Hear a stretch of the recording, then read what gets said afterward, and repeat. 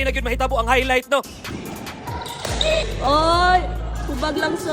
Oy! So nata karon sa ato ang badminton version 5.9. Na kung asa, na-realize na ako, murag di gyud ay kayo ni kabalos ning mga girls no. Pero sige lang, nagaan lang tamo og highlights, inig ka end part na. Kay murag ako jud kayog highlights tuon niya inyo makit-an. Sa sobra kada ko, makaingon jud mo nga highlights gyud di ay.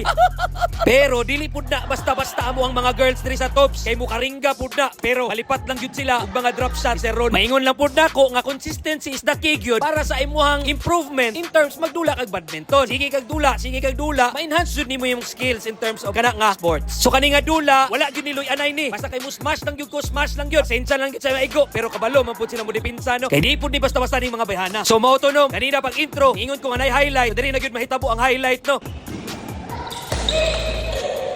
Mao to no, natumba si Nisa pero tungod na sa kapilit sa sapatos kay mahalon biag sapatos kinahanglan pilit jud kaayo. Mao na bitawng naka-realize ko dili ko magsapatos og mahal kay pilit kaayo pero kay okay ra kay na si Nisa wala jud ay problema. Pero pag interview na ko saya karon kiniingon siya Oy, kubag lang sa...